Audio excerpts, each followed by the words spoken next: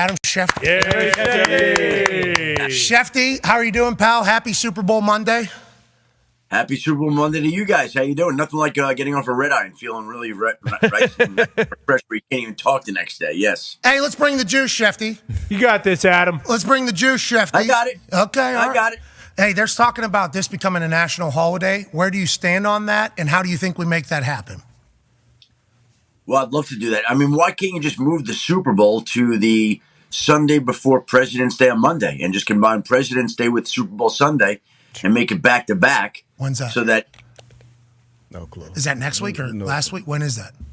whenever it is, you gear it around it. Okay. Oh, so President. Any day. It's next Monday. So Okay, so it's next when week. they add that extra game that we all know that is going to be added, that will happen. So then now all of a sudden we got President's Day pseudo Super Bowl hangover Monday. Right. Yep. Okay. I think Presidents would have liked that, I think presidents would appreciate that. I think that is something. Especially- Yeah, and you know, All it's the dead interesting ones. because I was just thinking to myself this morning, it's February 12th, and boy, like, you think now, long season, fun season, time to take a little bit of a break, except we got to be in Indianapolis in 2 weeks for the Combine. So I'm like, well, this would be great because then we get to go hang out at the Thunderdome. Only certain people are on vacation that week, I understand. No. Oh, shoot. Yeah, we are. Well, I didn't even think about it. We're off during the combine. We got to come back for that. I didn't Yes. realize that. We're off for that? We're off for the combine?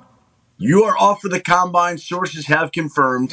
Yes. All right, awesome. Yikes. That's a bad idea. Put that on the bottom line. bad idea. Yeah. Thought it was You guys are shutting it down when everybody's coming to town. What is that about? That feels like a technical flaw by my part. Honestly, I assumed the combine was longer. You just said the combine's in Thought 2 it was weeks. in March. I thought it was Thought it was mid-March. Oh, my When God. does it start? Sneaks up Thursday? on you. What is the deal? Son of a It bitch. starts Thursday. I mean, most. We're back. We'll be back. We'll be back for some of it. We'll be back for some of it. No, I Okay, don't good. No, we won't. I don't think that was bad.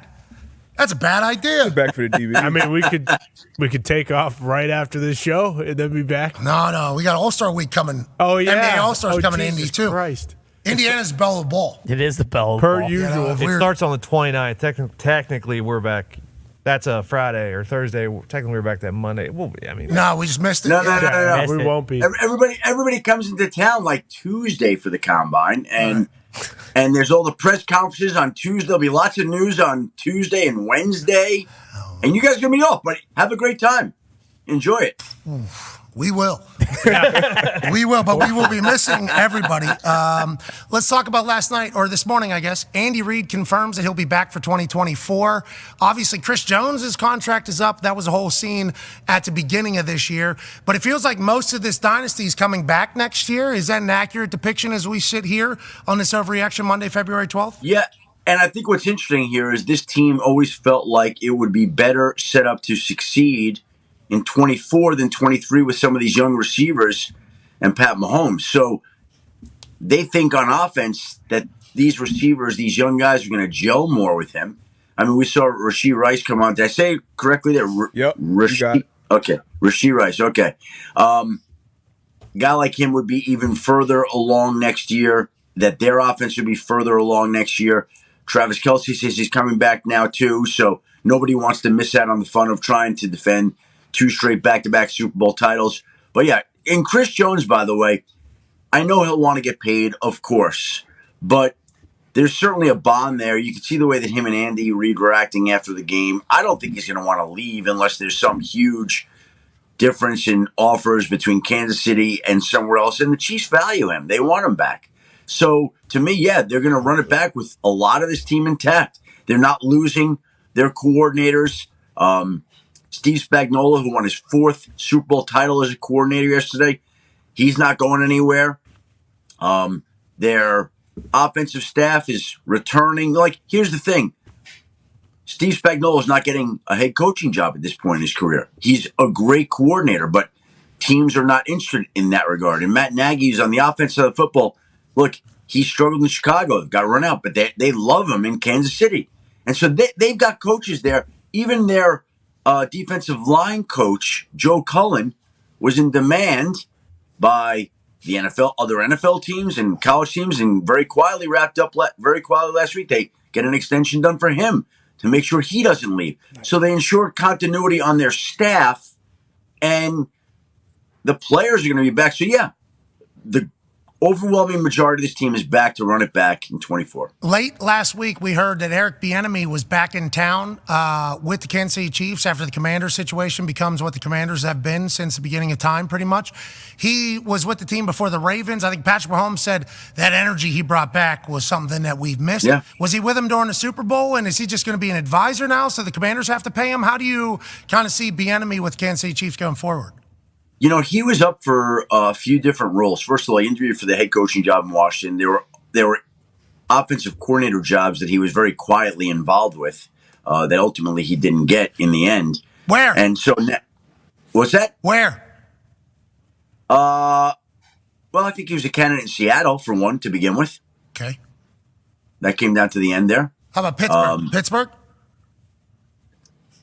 I don't think Pittsburgh, but I can't confirm that. New England? Because there's like no conversation Not about New Bieniemy at all. The first time his name popped up is that he showed up in Kansas City. He's been in play with a few teams. He's been out there. It's not like it just hasn't gotten a lot of attention. He's kind of done a really nice job of keeping things quiet and going about his business. But he's been in play for a lot of these jobs, and I would imagine this year, obviously, he can take some time and decide whether he wants to keep coaching and take a role with the team in some kind of, I don't know what it would be, assistant head coaching role or advisory role, consultant role, whatever it may be, or take some time and then come back strong the following year. Okay, let's stay with Kansas City Chiefs before we move elsewhere. Travis Kelce told Andy Reid that he loves him in the middle of the game while yelling in his face, is what Travis Kelce told us. Is that going to become a big story? They win a Super Bowl. Who cares? Let's move along. Well, you know what's amazing is, and I think this is incredible, they have this incident during the game. They have the incident later in the game where Mahomes and Rashee Rice are going at it on the sideline there. Rice is not happy. Rashee Rice. I'm going to get this before we're done here. Hell yeah. Hell yeah, Chef. Rashee. And so Rashee Rice and Mahomes are involved in that little sideline incident. And those are the things that, I mean, you tell me if I'm wrong. You always see them on teams that lose. And they had two of those incidents, and they still won. Like, it doesn't matter what happens. It doesn't matter who gets hurt. It doesn't matter who's arguing. It doesn't matter who turns to the football. That team with that quarterback seems to always find a way to win the football game. And so if they had lost, yes, I think that would have had some legs to it, but they won. So who cares? Now they can say they love each other. We forget about it. We go on, and that's the end of it. But to me, it's the kind of thing that I'm amazed that they were able to overcome. Okay, I agree, because distractions normally kill ball clubs. This team has dealt with a lot of distraction all year. They end up winning the Super Bowl. This is a team in a year they were supposed to stink. They're on top again. First team to go back-to-back since 2004, 2005, New England Patriots. Truly phenomenal stuff. The culture over there intact, seemingly, for the next few years. Let's go to a couple other teams now. Yesterday, you had this report, Adam Schefter.